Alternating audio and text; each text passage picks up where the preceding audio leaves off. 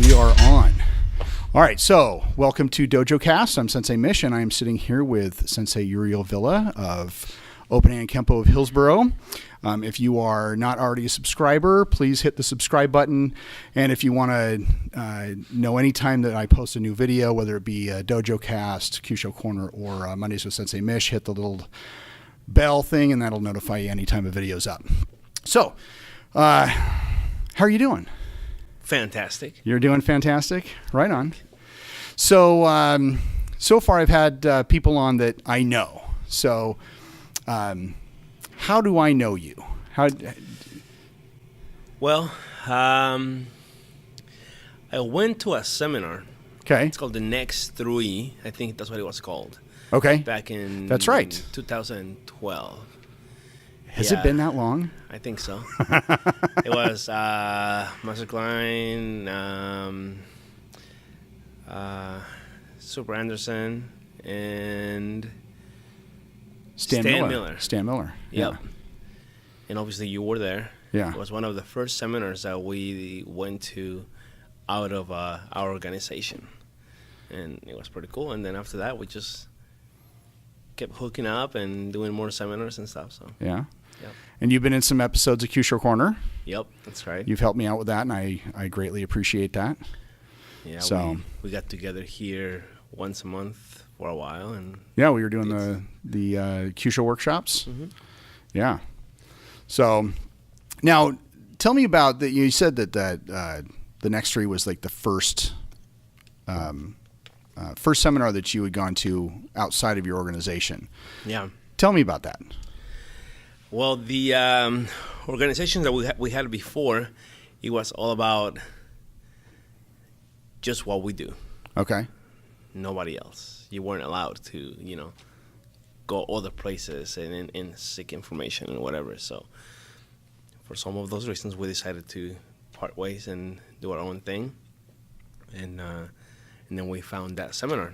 Mm-hmm. We decided to go. It was pretty cool. Got to see all of you guys in action, and that was a big eye opener for us, knowing that there's more, and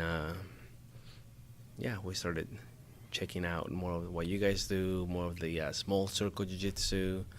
We started going to other different seminars, and it's made my art so much better. Yeah. Borrowing from here and here.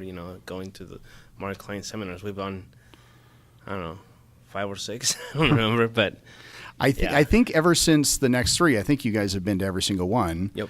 Not every single one, but mainly because you were a gracious host, allowing Mark and me to use your school. Mm-hmm. Yeah. So. And here it is for whenever you guys want to. Yeah. It's open for you guys anytime. Right on. Now I've noticed it's been a while since I've been out here, but and I've of course we're friends on Facebook, so I do see the facelift. I love the colors, and to be honest, I hated that mustard yellow.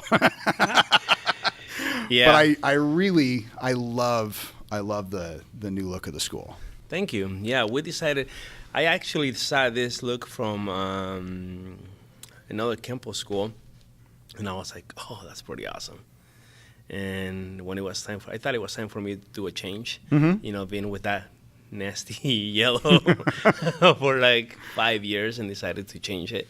And I went with this, the white, the red, and did the 5 animals there. So I see that. Was that I know the artwork that you had up there before was from a student. Is this also a student? No, this is a guy that I know. I think this guy that did this is the guy that did the mural for the timbers. Oh, okay. Yeah, so he's pretty good. Right on. I gave him a picture. Can you do this? I thought he was going to do something like it, close to, but I mean, it's really good. Right on. No, I'm super impressed. I really like the way the school's turned out. So now, how long have you been open? 6 years, 6.5 years. So that was just shortly before the Next 3. Yep. Actually, if I remember correctly, it was you guys had come out. It was like the first. You guys had opened up just a few weeks before. We opened up in October. I don't remember when exactly the Next 3 was. But right. We opened this place in October. Okay.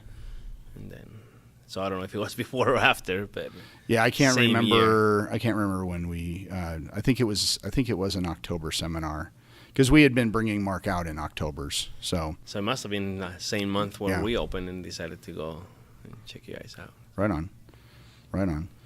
So you are located out in Hillsboro. Hmm. How's your? What kind of competition are you looking at out here when it comes to schools? Well, there is some Taekwondo schools, and there is some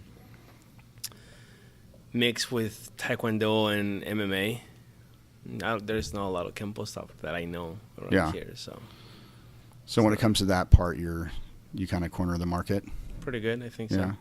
Yeah, because Taekwondo is way different than what we do. So Oh, absolutely. Yeah, I know. I used to Yeah. do Taekwondo. It is way different than pretty much anybody else does.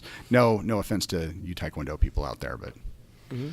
you know, actually a friend of mine, a guy that I work with, we were talking about arts because he had done stick before, and he had done some Kempo, and of course because everybody kind of starts in Taekwondo, essentially. I mean, at least in this area when I was first getting into martial arts, of course I started in Taekwondo, but Taekwondo's in the colleges. You've got it was really prevalent, at least. Super famous. Me coming up, and of course it is. It's famous. So, a buddy of mine he's like, oh, Taekwondo. Well, everybody has to go to kindergarten. I was like, oh, what a burn, what a burn. Yeah. So, but I do know that Taekwondo's it's a pretty cool art. Actually, one of the guys I work with, I'm trying to get him on the show too. Is I don't know if he's a 5th or 6th dan now. He used to have a school. He closed it down, but he is the bronze medal winner from '88 Olympics from Nepal. So he's like a national icon in his country. So, but he works with me at in our security department, and so I'm trying to get him on here and sit down and talk for a little bit.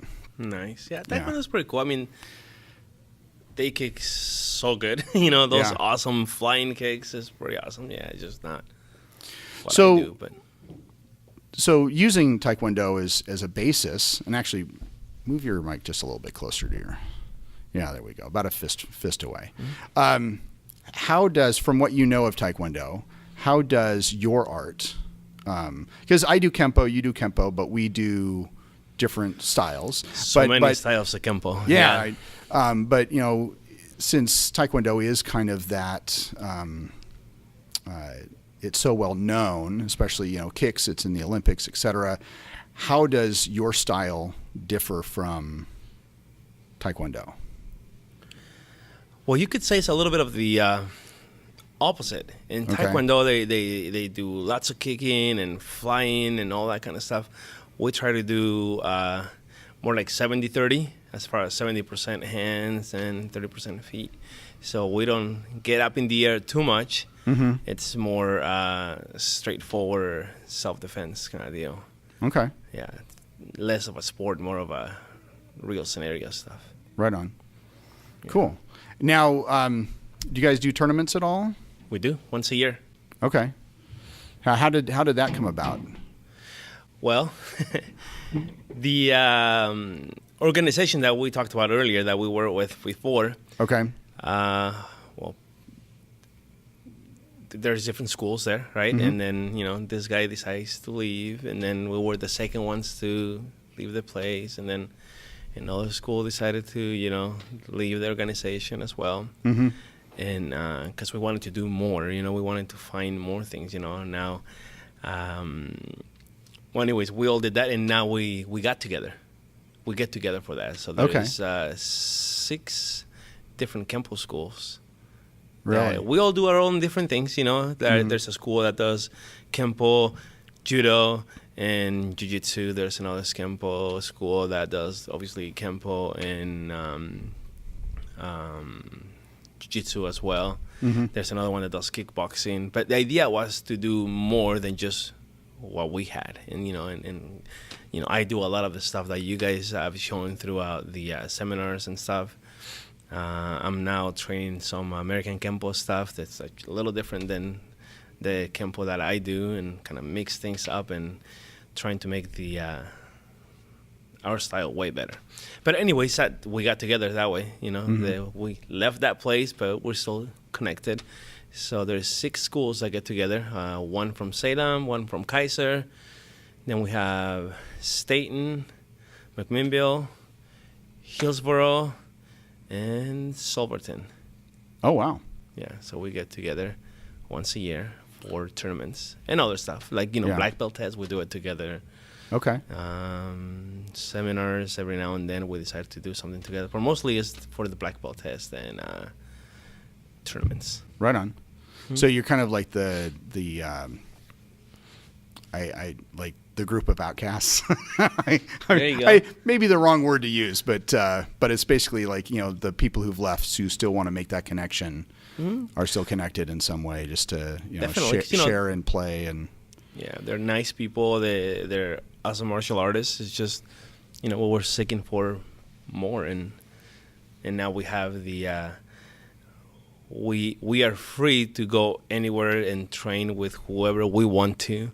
And share the knowledge with each other. So it's pretty awesome. It's interesting, and I don't know if you and I had ever talked about this. When I first brought Mark Klein out, I was literally going around to every school and knocking on their doors and handing out flyers, and I sent out emails too. But at least in the close area, I wanted to actually make contact and say, hey, here's a flyer. And it was a school in Vancouver. And it wasn't until that I met you guys at the next 3 that I kind of made the connection.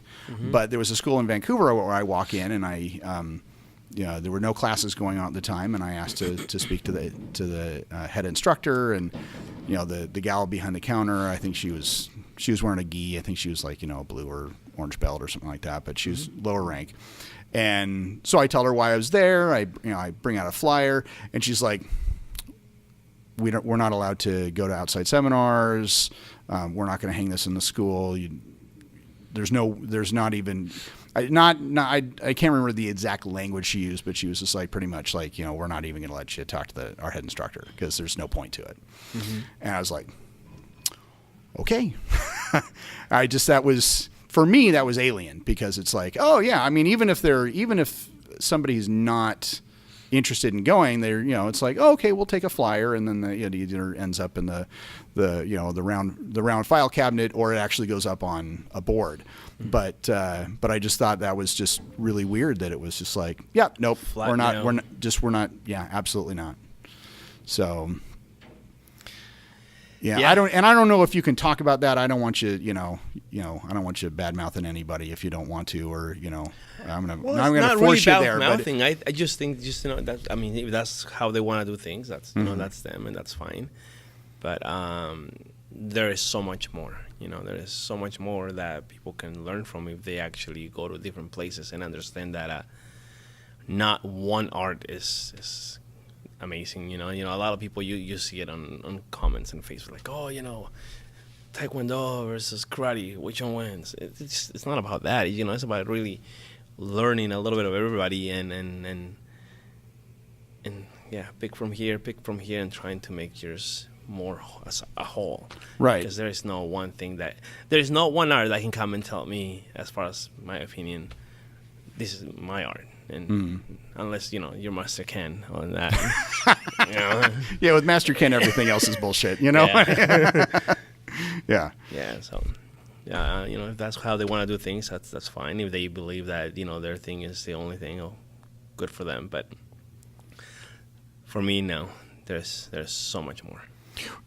Now, was that kind of the driving force for you guys leaving? Was that just kind of like, the wanting to go but not being able to? Is that? Well, I don't know much about it. I was a student then. I wasn't an instructor. Okay.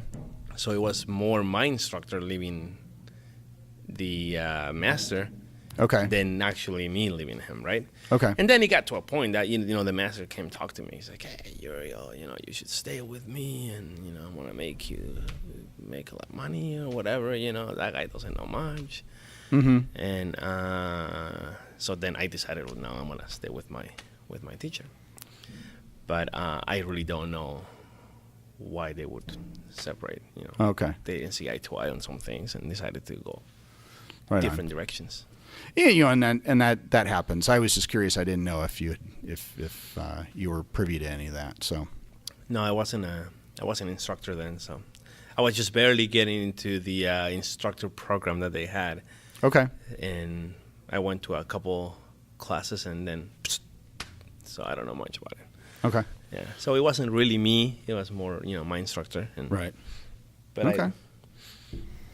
I was loyal to that and went with him. Right on. So, when it comes to now getting onto your thoughts on like teaching kids. Mm-hmm. So, when it comes to your curriculum, and I don't know how am I going to phrase this? Basically, when it comes to your curriculum, how much do you water down stuff for the kids? Is there how do you, or let's see, is there just one big curriculum that everybody's just a part of and then they just kind of make it through the ranks, or is there like a kids curriculum versus an adult curriculum? No, it's all the same. It's just a little bit different when they get to learn it. For example, if I have a 4-year-old getting yellow belt, Okay. and an adult, I may not show him, what we call one piñón or Okay. horn. That's so hard for them, I may wait until they get to purple belt to start teaching them that. Okay. Just because back then we used to teach everybody the same thing at the same time, and you would see little ones sit on their yellow belt for 2 years and quit because it was too hard. Right. So I believe that yes, teach them a few things. Maybe the knowledge behind the things is what's a little bit different. Okay. If I'm talking to a 5-year-old, we'll talk about moving this leg and move this and just kind of go through the motions and coordination of their body. But I don't really go into detail of this is how this works and Okay. you're gonna make the person do this until they get a little bit older. But the curriculum is pretty close to the same. Right on. So generally, how long does it take to, say your average person, not starting somebody out at 4, because I'm probably take them a little bit longer to get to black belt, but say a 14-year-old or 15-year-old walks in your door, or even an adult, they walk through your door and say, hey, I want to start learning Kempo and I want to get my black belt. Generally, in your experience, how long does it take? About 5 years. Okay. Yeah, that's pretty normal. 4.5 to 5 years is pretty normal to become a black belt. Right on. Now, is there like an age requirement for black belt with you guys, or? Yes, 15.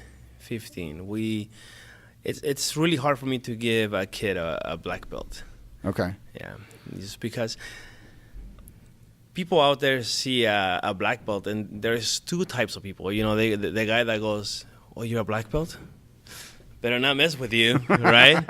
Or the guy that goes, "Well, let me see what you got." Right. And sometimes kids, even though they know the moves and they can perform sometimes better than the adults, they don't have the strength to really deal with anybody, older. So, we normally wait till like around 15. That's a normal age, And then we'll look at the person, as well as if they're mature enough to actually go through the test and understand, what a black belt is. It's not just, I got my belt. I'm so happy, right? There's more to it. So, there are people that even though they're ready as far as the techniques and stuff, we have them to wait a little longer because they still behave more like a kid. Right Yeah. on. So, but 15 is the regular age where they get to go to black belt. Okay. That's kind of cool. Yeah, I mean, because going back on Taekwondo, and totally not to knock Taekwondo at all, but, I see these 9-year-olds getting black belts, and then, and they don't get them, like, I had a family come and train with me, and their son had gotten, I think he was up to second dan in Taekwondo, and they had, but it was like a junior belt, and then you get to, at a certain age, then it's like, okay, well, you can upgrade. You don't, at least with the school he was in, you didn't have to retest It's like, oh, you're a second dan junior. So now that you're a certain age, now you can become a full second dan, and then you just, pay a little bit more money just to get the full certification, and there you go. And so I'm like, okay, he's 16 years old, and he's a second dan in a sport. Because unfortunately, a lot of people see martial arts as sport, at least some of the outliers. So, sometimes when I talk about it, I have to say, no, I do self-defense. You specifically said, yeah, no, mine is more self-defense. And so it's, I know there's people out there like Tom Kalos. I don't know if you know that name. He's a big martial arts guy. He created, I wish I could remember. It was like the ultimate black belt test or something like that. And it was like something new every year. So there would either be a project or you'd go on like a 1,000-mile hike. And, anyways, I was pretty impressed with what he had set up because he was frustrated with, just these McDojos kind of pushing out just, black belts and not having any purpose or being able to do any of the techniques or being old enough to know what a black belt is and how to perform. So he kind of came up with, the later ons of doing that. But for a long time, he was pushing, it's like, nope, no black belts until you're 18. It's like, no, you're an adult. Now you can become a black belt. But sometimes that's problematic because you get these kids coming in at 4 and now they're with you for 14 years. And essentially if you have that black belt at 18, that's 14 years worth of training to get to black belt, and even maybe at 15, they've already proven that, they have the mentality and the strength and all that kind of stuff to say, yes, I'm a black belt, Junior black belts are, in my opinion, not such a bad idea sometimes. Yeah. But with some restrictions. Like, you have the kid that's really good, really awesome kid. He works all the time. He's just amazing. And he's only, 10, right?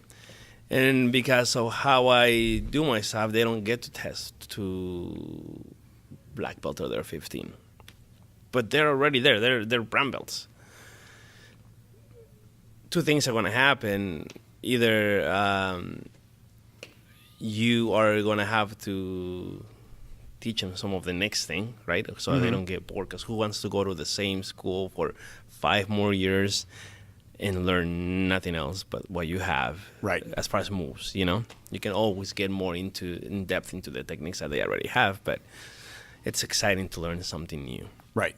So, man, 5 years of nothing, it's hard, right? So you either teach them something else, black belt stuff, whether they're not black, or they quit because I'm not going to do that for 5 years. Right. Yeah. So I guess giving those guys that really deserve, because you can see how they're really into it. They come a bunch of times. They get private lessons. They ask all the right questions. I think giving them a junior black belt and telling them, hey, man, yeah, you're not a black belt. You still would have to go through the whole testing and everything, but I'm recognizing how awesome you are for your age. Yeah. And I don't know, give them a brown belt, half brown, half black, or I don't know, something that kind of shows, hey, you're almost there. Yeah. You're showing that you just need to, grow a little more, mature a little more, but their technique's awesome. Yeah. Now, have you had to deal with that yet? I have, yeah. That's why I'm saying I have a kid is so good. Yeah. So good. And he started with me in the little tiny Pee-wee class. And I was like, man, I feel bad. Because I know, I've seen it so many times throughout the years. They get to a point and because they're little, they just quit. Yeah. So I decided to recognize his effort, and how awesome he does his techniques and the questions that he asks, and all. He really looks for more. So I gave him what we call a junior black belt. It's the very first one ever. Mm-hmm. Yeah. But he understands, hey, in order for you to become a black belt, you have to be this age. Oh, maybe 14 if you're like really showing, but Right. you know, and so it's I guess it's okay to do that every now and then, but not just to, you know, Right. next black belt, next black belt. No. Yeah. Well, you know, it was funny. I was talking to Stan Miller in episode 2, and we talked about how the Taekwondo school that I started in, the instructor would have a belt test like every month because, you know, he had tons and tons of students at different levels. So he held it. You know, I can't remember if it was like, you know, the first Sunday of every month, but there was every month. You can guarantee there was a test. Okay. And there wasn't any. I don't remember anybody saying, okay, so, you know, here's, because I think don't you do like an invitation to test? Mm-hmm. Okay, so I kind of have the same thing, but there was no invitation to test. If you felt you were ready, you just show up and you pay for the test and you do it, and then you pass, you don't. And so I sent, you know, there were like 10 levels, and so I actually helped somebody because we were training like every single day. His goal was to make black belt in 10 months because he wanted to prove that it was possible to do that. And he had just a little bit of martial arts training prior, but it was one of those things where, you know, we got together almost every single day, you know, at least 5 days out of the week. It was train, and, you know, opening up the book and going through the list of, okay, here's the requirements. And so, you know, he had flashcards. He was doing everything to learn, you know, terminology and, you know, all that kind of stuff. And he did it in 10 months. And I've talked to a couple of different people about that because, you know, for me, it's like, okay, getting a black belt in 10 months, that's unheard of. I mean, I think it took me, I don't know, 6 or 7 years to get to black belt. You talk to other people who've been around. Yeah, they've taken a long time to get to black belt. There was a break in my training. So to get to my second dan, I think it was another 10 years, you know, but it was to get to that first dan. It's like, you know, is there really a set amount of time to get to it? And you know, and not having age part of it when you're just looking at, you know, say teen to adult. Like for me, if you look at my curriculum, it's about 3 or 4 years, depending. I've had discussions with other people where it's like, okay, well, what is a black belt? You know, what is our definition? And, you know, is it that they know everything? Because as I've grown as a martial artist, black belt is basically the beginning. The beginning. Mm-hmm. It's the beginning of the journey. It's like, okay, you have the foundation now. Now it's time to truly learn. And so it's like, okay, so should it take 5-7 years or should it take 10 months? Or, you know, like Joe Louis, he goes to, you know, he's in the military, goes over to Okinawa, comes back a couple years later, and he's already a black belt. You have General Che, who is the founder of Taekwondo.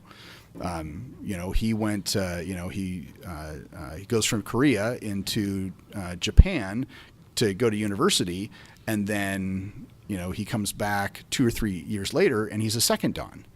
So you're looking at, okay, so, you know, even back in the 30s and 40s when he was training in Shotokan, what's, you know, why is it taking, like, over in Okinawa, why does it take such a short time to get black belt, or at least back then? I don't know how it is now, compared to how we have Americanized martial arts, and then it takes so long. Is it a monetary thing? Are we, you know, it becomes this large conversation, mm-hmm. but I think it's an interesting one that comes up. That's why I wanted to talk about the black belt and all that kind of stuff.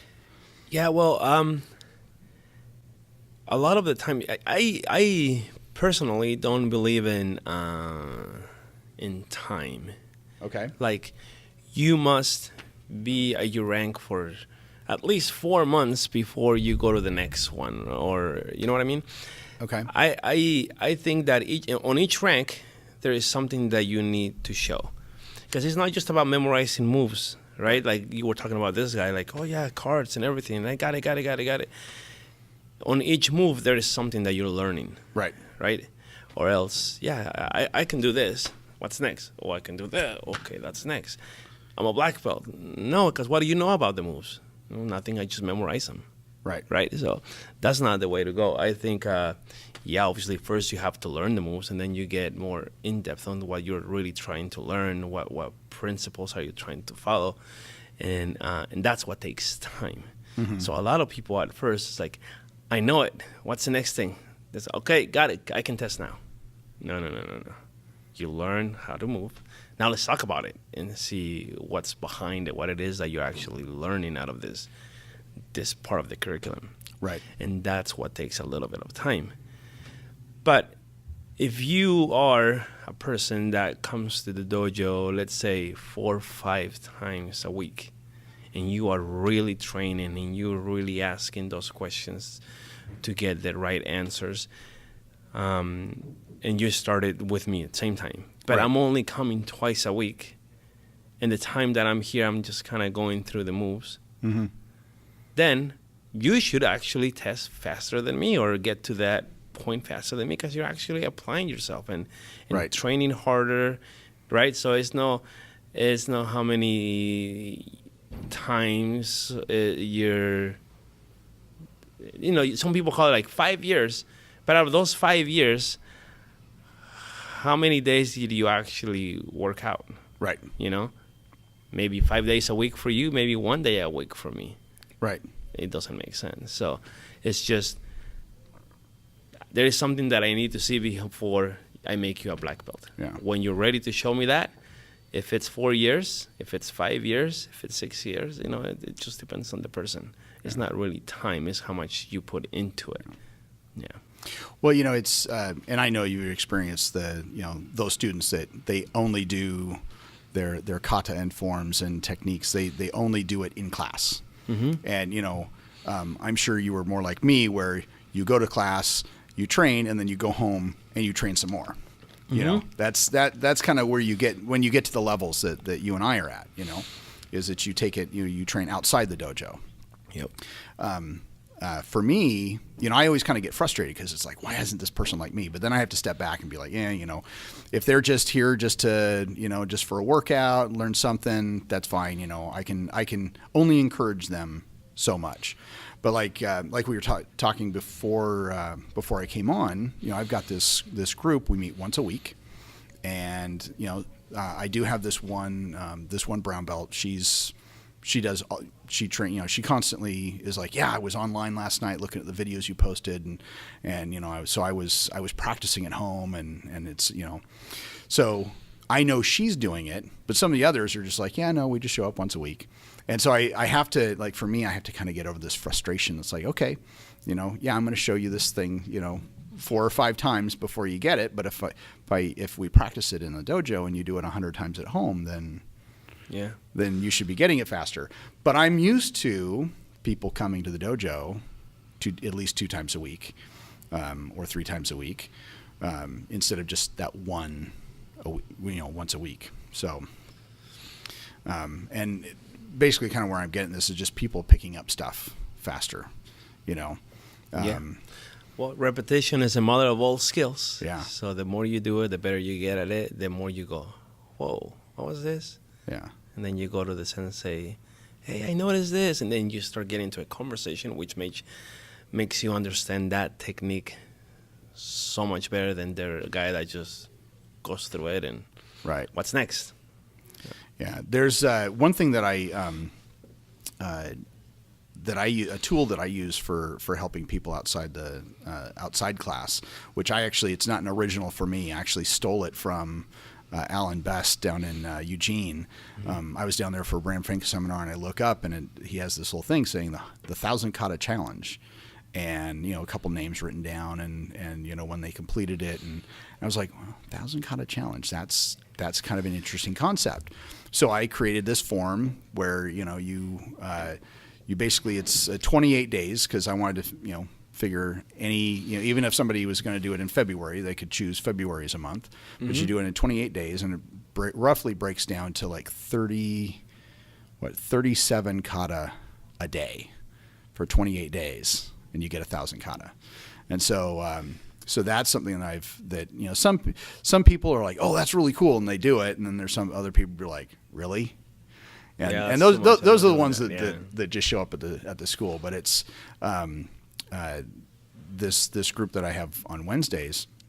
We have term breaks. So we have basically fall, winter, and spring, and there's like a month, or I think it was ended up being 5 weeks between just because it's the holidays between fall and winter break. And so I was like, hey, here's a 1,000 kata challenge if you guys want to do it. And I actually had one of my students.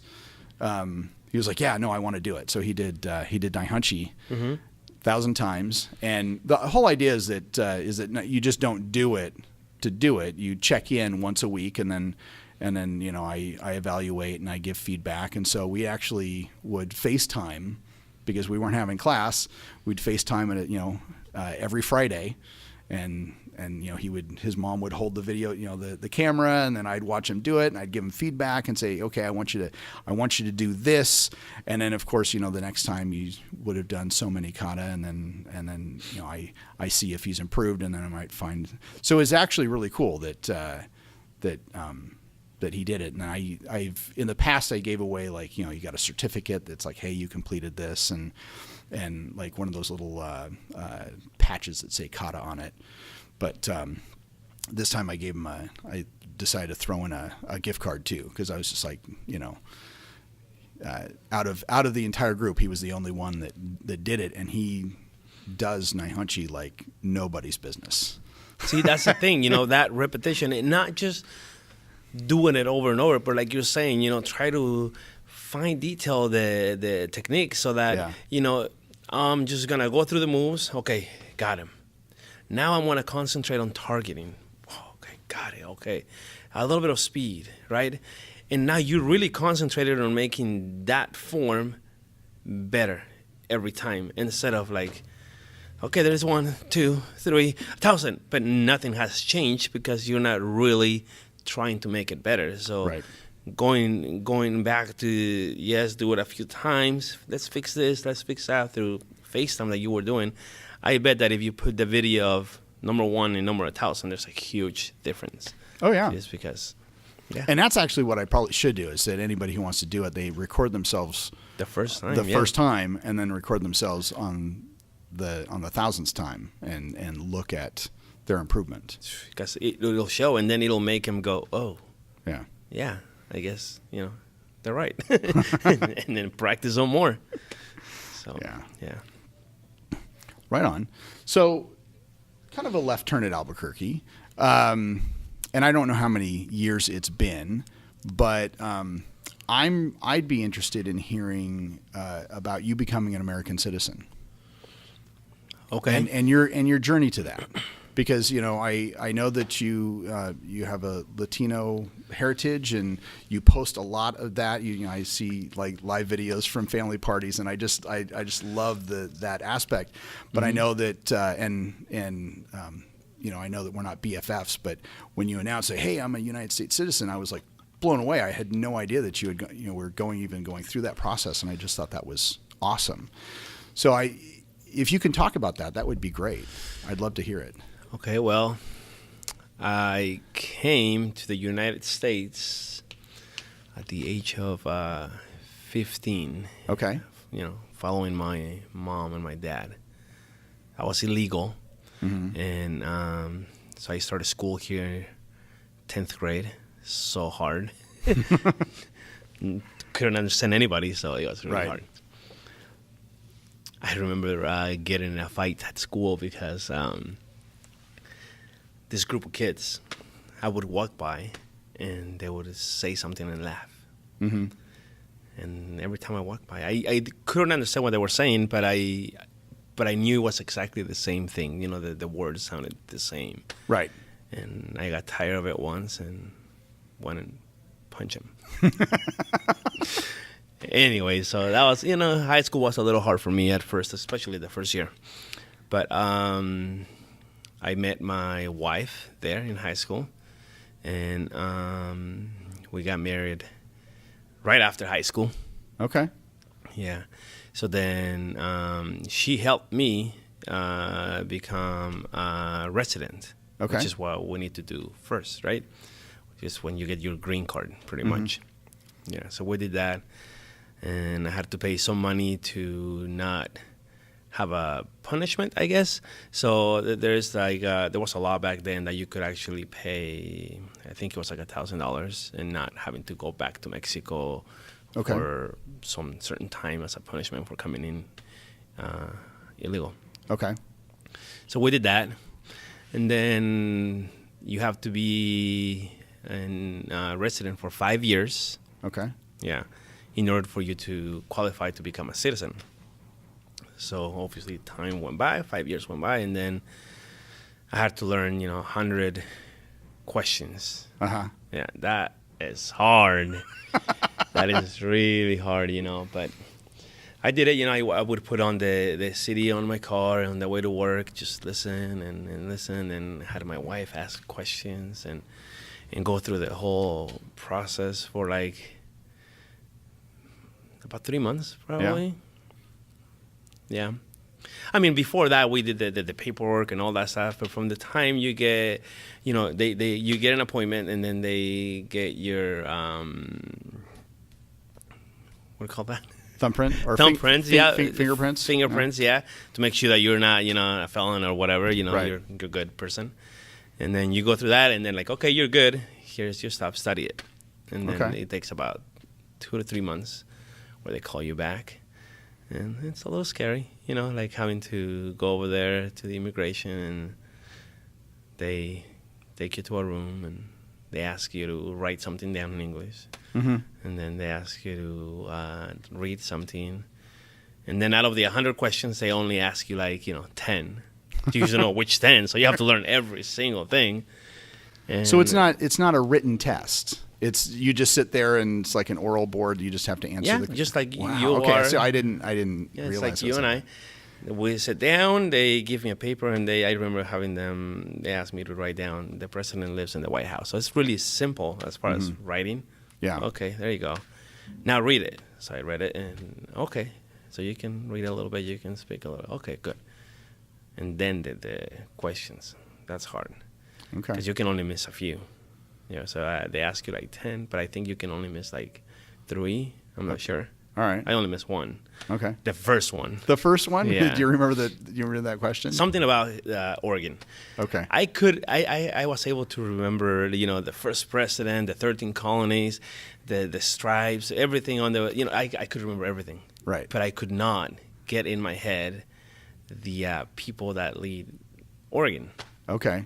I just, for some, I don't know. So who's the, I don't know, something about Congress in Oregon. I was like, yes. It's like you started on the wrong one because I don't remember. That's the one, because they give you names and pictures of the people or the person that are doing right. it. They just couldn't get in my head. And then they started with the hard one for me, and I was like, Then I got really nervous, and I was like, man, I'm going to fail. This is going to be bad. Yeah.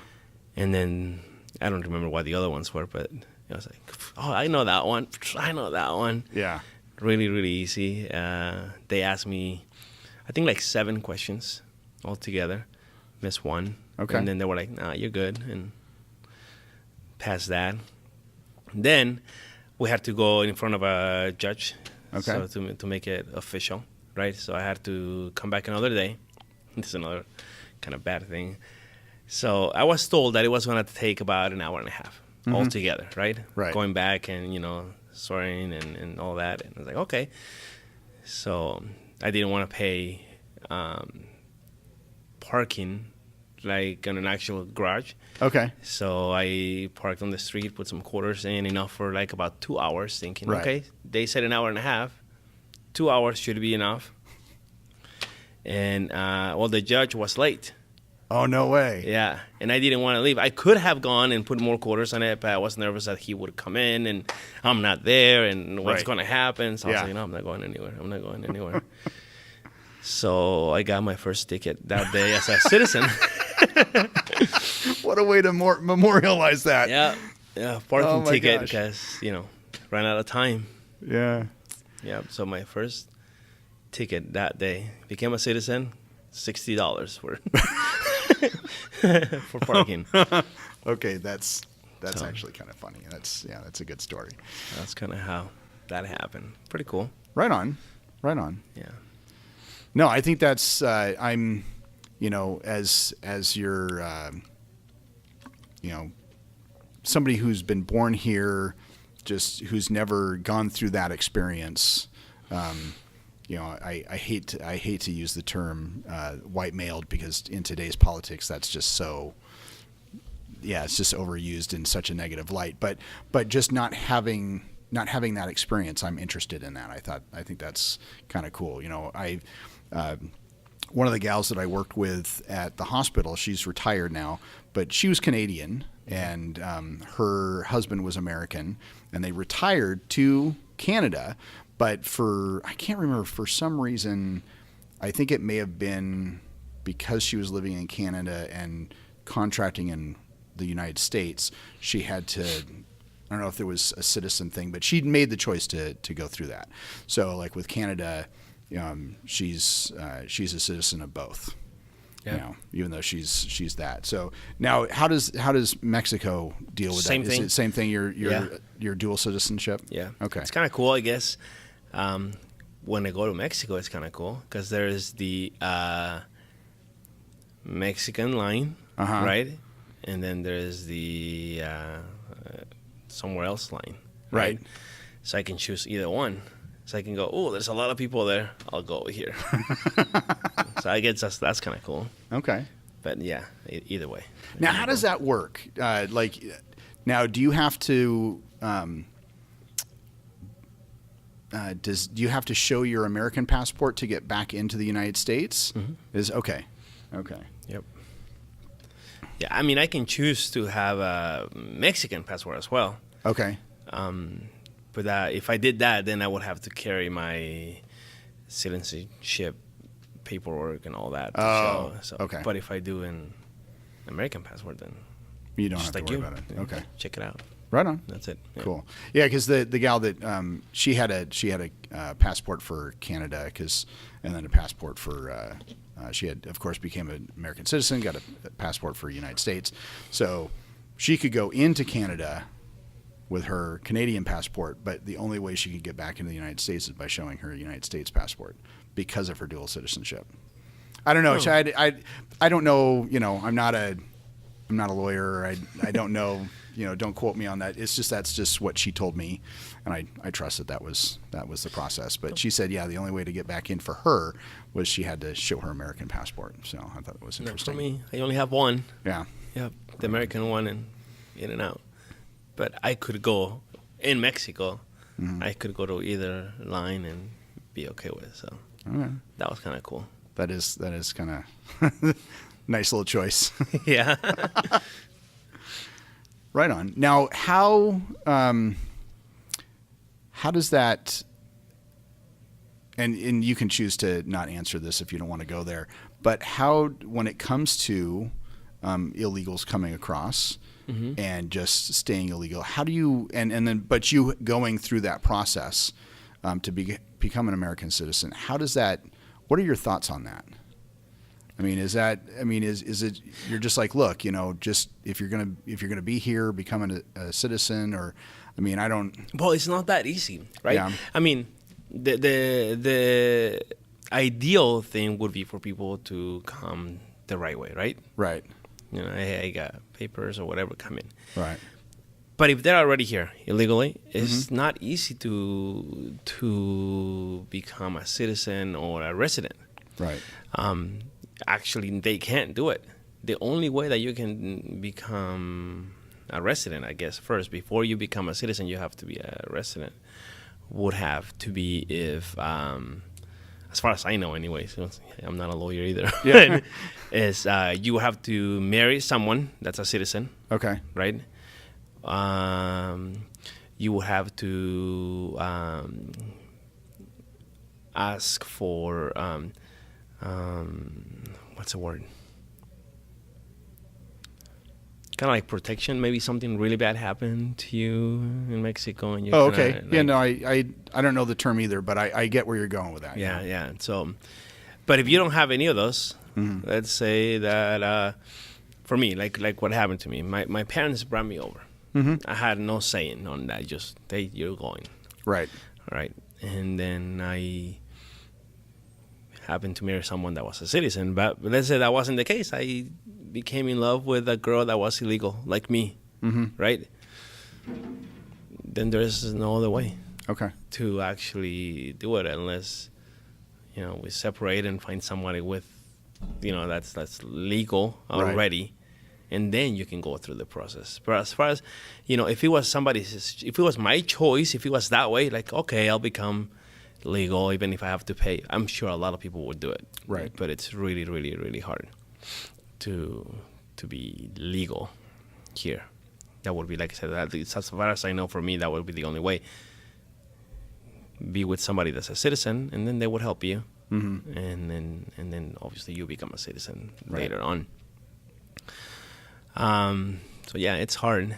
It's hard. But what I do think though is that I think that if you're here, you should try to be here on everything, which means learn the language and try to do everything the right way. So be a good citizen. Whether you're not an actual citizen, but be a good citizen from where you're at. Right. Yeah. So there's a lot of people that don't. Yeah. Now. Another left turn at Albuquerque. Thank you, Dan Anderson. I told him when I was interviewing Dan, I told him that was one of the things that I got from him. That's I don't, for some reason that phrase just now comes out. But when we completely change the subject, but and it could be related. When you first got into the martial arts, how old were you? Well, I was like 9 in Mexico. Okay. And I took Taekwondo. Okay. Yeah, and I did that for a while. I've always loved martial arts. Watching videos or movies, and Bloodsport was my favorite movie. Bloodsport? Yeah, I can watch it again and be still excited about it. So I got into Taekwondo. One day in Mexico, they're not as careful sometimes sparring. So I got to spar against this big guy. Big guy for me back then. He probably was like, I don't know, 13 or 14 maybe. I got a kick right on my nose. So I got, black eyes, big nose, whatever. My mom got really upset and said, no more. You will never do martial arts again. I was like, well, Mom, it was an accident, this and that. And she's like, nope. You can go back to it when you don't live in my house. I said, oh, wow. Okay. So I had to wait. And then I got married. And then I saw martial arts school. And I was like, it's time. I'm not with my mom anymore. So that's when I went to check out the Kempo school in Mac. Okay. Yeah, with Master Scott, and I got there just because the love of martial arts, and now I have my school. So. Yeah, no, that's awesome. Yeah, it's funny. I mean, that you didn't start until later on. What you said, you got married right out of high school, so I'm assuming you probably started when you were 18 or 19. 19. Yeah. Okay. So I've always liked martial arts. I've always been interested in it, but it's I didn't get to start until I was 18 because my parents were afraid I was going to get hurt. And my dad, my stepmother, her brother was a big judo guy, and her father was also into judo. So my dad's like, well, you could probably take judo. And basically, this is I'm assuming he was saying that because that's truly all he knew, because he knew Jason and was like, okay, well, he does judo, and I guess that's not that bad. But I was like, but I don't want to roll around on the floor with guys. I want to hit people. That's why I want to take martial arts. I want to learn how to hit people. And not that I'm sadistic or anything, but I still kind of like to hit people. But it was seriously. I turned 18. I was like, okay, I'm gonna get into the martial arts, because it was just one of those things. Like, I couldn't take football either. My parents wouldn't let me play football, as in American football, because it's gonna hurt. I was gonna get hurt. I could play soccer, and now it's kind of funny. It's like, look back, and now it's like, yeah, all those do the headers on the soccer ball, and it's like, yeah, that's actually creating worse concussions for people than actual football concussions. Yeah, because football looks more aggressive, and it could be, but you're also wearing all that protection. Yeah. So yeah, right on. Yeah, but when I started martial arts, I actually wanted to do it because of the flying, and I want to be able to do 360s and all that, and so that was cool. But then you get to a point where you really want to do it for the right reason, at least for me, which is learn how to defend yourself. Well, I think, like, for me, I had friends in high school who took kung fu for a little while, and I can't remember how I ended up taking Taekwondo. I think it was a school that I was familiar with, and so I was like, okay, I'm 18. I'm just going to walk in the door and start taking it. And then I actually left that school because it was very competition. It was very sport oriented. So I was like, no, I don't want to learn to go, oh, point. No, I want to be like, I want to learn how to defend myself, And so it's not, it's not about sport. And so that was very early on for me when learning. And so I left, and I was like, I was at Mount Hood Community College. So I was like, oh, they have a program, and it met every Wednesday. And so, I go in there, and it was Taekwondo, and the instructor didn't really push competition a lot, but I found out that group was actually associated to the school that I actually had left, which I thought was really funny, but but it wasn't until I think I was doing Taekwondo for a couple years that one of the higher rank black belts in that group had been sent some Dillman videos, and he was like, yeah, this is, I'm going to start bringing them out, and this is, and I slowly went from Taekwondo into Ryukyu Kempo, and then the rest is history. So, because I was like, ooh, you can hit somebody and they can get knocked out, or I can just hit a point and it's not really point fighting, it's actually point fighting. And I was like, I want to do that. Nice. Yeah. So it was funny because I was actually the president of the martial arts club at Mount Hood Community College when I was out there. And so I would go to, of course I had to be involved. So I would go to class and I would do that. But then on Saturdays I would go do Ryukyu Kempo. And people thought it was so funny. It was like, okay, so, you're doing the Kempo stuff and learning pressure points, but you're also, so I was holding two ranks, one in Taekwondo, one in Kempo, but it's like, okay, so it's this dual personality. It's like, now I'm just going to hold it till the end of the year. And then, once the year ends, I'm going to step down and then focus here, Yeah, but even then, there is nothing wrong with doing, more than one thing. I'm sure that, if I go to a Taekwondo school today, I can learn something from them, how to do something better. Yeah. And then go to you, and then you can go, well, if you do this, it'll be. And the cool thing is, it's becoming more of that mixed martial arts, that everybody's talking about. Is just more of the traditional way where you still do, forms and stuff instead of just, getting in the ring and punching a bunch of people. But that's kind of where almost every martial artist is going into. It's really hard to find a pure style nowadays because my Kempo doesn't have a lot of ground stuff, but I did train a couple of years of jiu-jitsu too. I can answer some of those questions over there. Right. Or, so you start mixing things up. So you can learn from everybody. Oh yeah. Well, it's funny because I started off learning flashy stuff. Didn't want to learn flashy stuff and compete. I wanted to learn more realistic stuff. So then I learned realistic stuff, and I'm really enjoying that. But still, in the back of my mind, I still be like, God, wow, I'd really love to be able to learn how to do a jumping spinning kick. As an almost 50-year-old guy, that especially my size, I'd love just to be able to be like, yeah, I can totally do that. Yeah. But of course, it's actually applying to do something like that. Yeah, it's. But it's I think there is value in everything.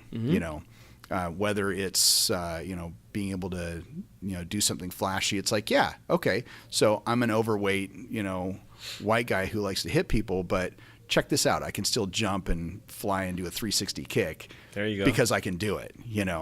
Not that it would ever be applicable, but just to be able to do it and say, yes, I can do that thing. It's like kicking to the head. Is it cool?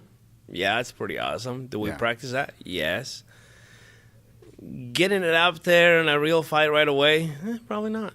Yeah. You might punch is better. Well, it's funny when I took over this class, one of my students had asked, it's like, oh, are we going to practice head kicks? And I was like, yes and no. And so, because I had talked about how you don't really ever want to kick above the waist. And so I was like, okay, well, so they're like, well, how are you going to kick the head if you never kick above the waist?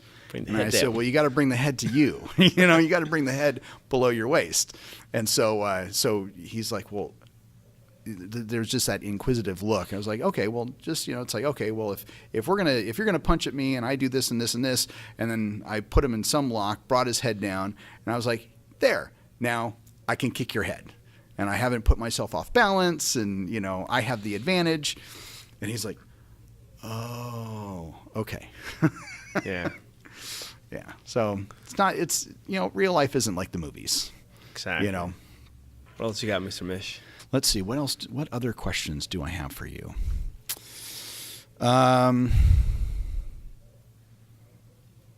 Okay, here's a good one. What do you see your future in martial arts as? Where do you and maybe I want to phrase this more like, what do you want your legacy to be in the martial arts? Do you just want to be that school teacher, or do you want to be it more narcissistic? I want to be able to help. Yeah. I want to be able to help. One of the reasons why I opened the school here in Hillsboro is because I wanted to be able to help the Hispanic community. Okay. There's a lot of people that would tell me, oh, man, I like it when you're here in the other school because I can communicate with you, the parents especially. Right. So I decided to open the school in a place where there's a bunch of Hispanic people so the parents are able to communicate with me or anybody that wanted to come. The English wasn't a wall. It wasn't a barrier. Right. Right? So that was my first thing. Now I can care less for ranks as far as me. You know, like if I get my next rank, awesome, right? But yeah. I don't mind that too much. I wanna be able to get myself out there, maybe on seminars or other schools and share what I know, and if they like it, awesome, and if I'm able to change their lives a little bit, awesome, and if they don't, then awesome. Yeah. It's just trying to get out there and share what I know. I've had great martial arts teachers, and I think it's cool for me to get out there and open somebody's minds like other people done with me. Like I said, when I started with you guys, when I saw that seminar, I was like, oh, well, this is pretty cool, right? And then I got to learn from Grandmaster Jim Broussard, and I was another like, whoa, that's awesome, right? And right now I'm learning some weapon stuff from Master Joe Rebello. Okay. Yeah. So as I'm getting to know different people, different masters, and different ways of thinking, I get to kind of pick and choose, because there's always something good and something bad on everything, every little style. But I get to choose, okay, I like this, I like this, I like this. Kind of make my own decisions, make my own thinking, and then now share that with other people and see what they can get out of it. Yeah. Right on. Now, you see, now you've got my brain thinking about other things. So you run this school, you're a martial artist. What do you do outside? Is there something else beyond martial arts in your family? As far as like hobbies, like a hobby, yeah. I'm learning how to play the guitar. Oh, sweet! It's hard. I thought I was gonna be able to just, you see the guys going, yeah, you do it like this. I'm like, okay, I can do that. Yeah. So I'm learning. I found out that it's harder than it looks, but I'm trying to do that. I like photography. Okay. Yeah, I like taking pictures and playing, and I have my own kind of mini studio. Right on. And I do like my family. I play with them. I train with them, take some pictures. We go out in the parks, and I did my daughter's senior pictures. So right on. Are you a like big Instagram person, posting a lot of your pictures? Because if you are, I don't follow you on Instagram, so I don't know. Yeah. No, not because I don't mind sending, like posting the pictures, but I just forget to get into Instagram. I have my Kempo, I think last Saturday I posted the last test that we had here. Okay. But if you go past that, I haven't posted things for months and months and months. So I just forget that I have it. Yeah. So, yeah. Yeah, it's same for me. I mean, like I've started posting on YouTube a lot more. I've got Facebook, but even if you go to Handwork Martial Arts, my Facebook page for Handwork Martial Arts, I don't really post a lot on there. And I do have an Instagram, but again, I don't post a lot. Like we'll do a selfie after this, but I did a selfie with Stan Miller when I did the DojoCast with him. And I was like, okay, going to post this, look, who's going to be on the next DojoCast. Did I post it? Nope, I didn't see it. Nope, didn't post it. You can go on there, haven't posted anything. And I was like, because I do these things with intention to, but it's just like, it just hasn't, that's not my focus. My focus is more on, because, I don't know, social media for me has just been, I more look at for like stalkerish stuff, I'll go through, that's what that person's doing. But when it comes to posting, I don't know, I'm nothing like my kids. And even my wife does, Snapchat and Instagram, and I think she's more really into Snapchat. But but even on Facebook, I think she just, I'll look at all, it's like, 10 notifications, and they're all my wife. Yeah, I mostly do Facebook. I have everything. I have Snapchat, but mostly it's because of my kids. Yeah. The only friends on Snapchat is, my wife and my kids, my cousin or whatever, And so I rarely use it. Same with Instagram. I actually opened it just so that I can add more. Kids nowadays use more of the Instagram than Facebook. So I decided to, I'm going to open one up and post some Kempo stuff. Yeah. And that's originally why I went to Instagram, is because, teens are going to go, because even my son, he is more of Instagram and Snapchat than Facebook. He has a Facebook account. And now my daughter's 13. It's like, okay, it's, you're 13. Now you can have social media. And she's like, yeah, no, I'll do Instagram and Snapchat, but not even a Facebook, which is funny because when my, and weird relationship, I'll just shorten it just to be stepdaughter. The whole reason I was on social media in the first place with my wife was to monitor her, just because, she was a teen. And so, it's like, okay, we're going to be friends with her to kind of monitor what she does online. And that turned into our kids of monitor what they do online. Then it comes into networking and marketing. And, because I was super I'm only going to be friends with certain people on Facebook. And I do have a rule of not being friends with anybody I work with at my 40-hour job. But now I'm friends with people from Germany. I've never met them. They're just, the only reason I'm friends with them is we're both martial artists. And that's, they post stuff, I post stuff sometimes, and it's, so it's that networking. Yep. But it has nothing to do with, taking those tests of like, what taco am I today, Yeah. Speaking of the kids nowadays, they feel like Facebook is for old people. Yeah. No, that's exactly. Yeah, just teenagers are very few that, I've asked my students, "Do you guys have Facebook?" No. What do you guys have? Oh, well, we have Instagram, but Facebook is like, more for the adults now. Yeah. But the adults are going to Instagram and Snapchat, and so then there's going to be something new that the kids are going to want to go to because mom and dad and adults are like, they're making the other stuff boring, Yep. Oh. Now your kids. Mm-hmm. So you said that you're basically just friends with them on social media. Mm-hmm. Do you guys have a rule, a family rule for how old somebody can be on social media? Isn't that a set on rule? Like you have to be this age, which is let them when we think we're ready. I have 3 kids. Yeah. I have one that she's 18. Okay. She's gonna be out of high school soon, and the other 2 are little. There's 6 and 9, so they don't have any of that stuff. Of course. Yeah.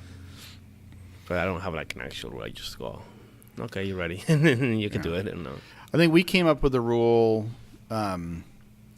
I can't remember why we came up with it, but it was when my eldest, who's 22 now, he was wanting to connect with people because he played video games, and now they all want to watch people play video games on YouTube, which is totally alien to me. Right? But it's okay, whatever, But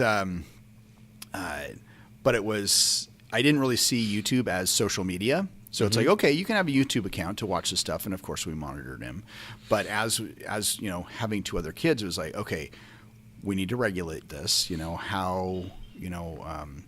So that's why we came up with the age of 13. Mm-hmm. And I don't know if it was because I heard that Bill Gates or Steve Jobs had come up with it's like, nobody should have social media or device, before an early age. I don't know if it was related to that, but I remember hearing or reading something that kind of influenced that thought process. Plus, I figure, 13, they're, late 7th grade, early 8th grade, they're slowly becoming their own person, and it's like, okay, they're going to want to talk to their friends or socialize. So it's like, okay, so it's like, okay, 13, I think, is the good age. For us, 14 is when you get the cell phone. So, there you go. Yeah. But, being a teenager is hard, now they want, like you're saying, be part of the group, and sometimes you need to have social media to communicate, and obviously nowadays with all the electronics and stuff, that's how they talk to each other. Oh, yeah, absolutely. Yeah. Now, and of course with social media comes cyberbullying and bullying, and, as martial artists, we're, anti-bullies.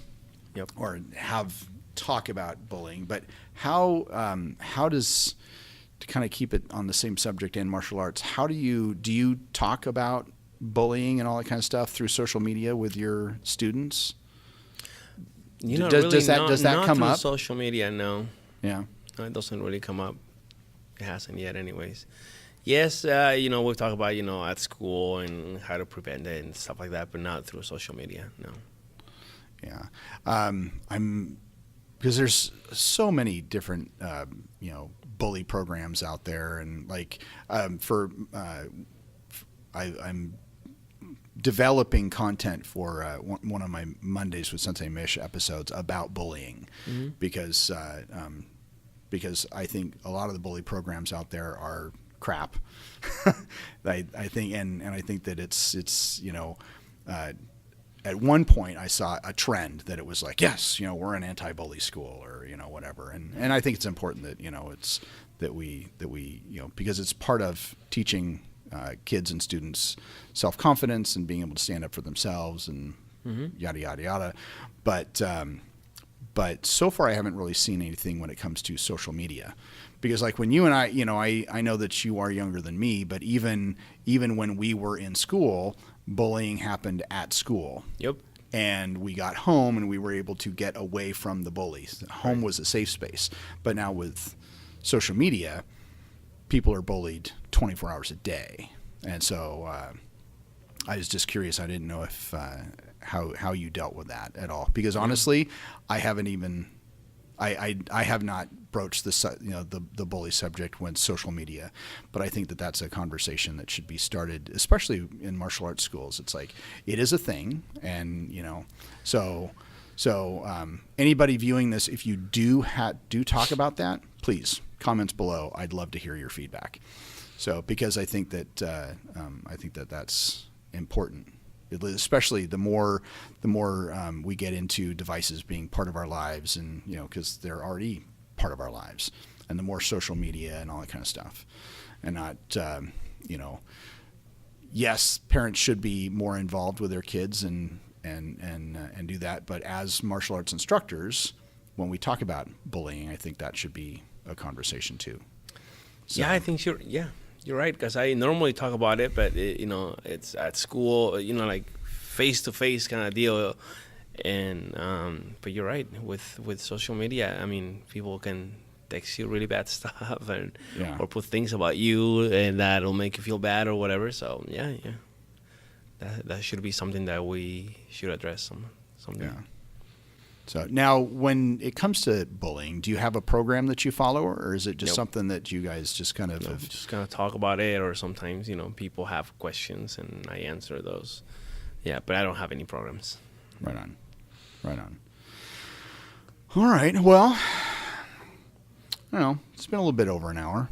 I think that it's not that I'm out of questions, but I think the thinking of more questions would just take up random airtime, even though it can be totally edited out.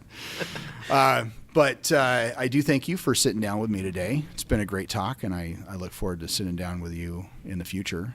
Yes, sir. Well, before we cut out, if somebody wants to train with you, how do they get a hold of you? Well, they can check my Facebook page. Okay. Open Hand Kempo Hillsboro. They can call me. 503-992-6349. That's okay. We'll look it up. We'll put it in the comments below. Yeah. Or they could just show up and try a lesson, see if they like what we do here. Right on.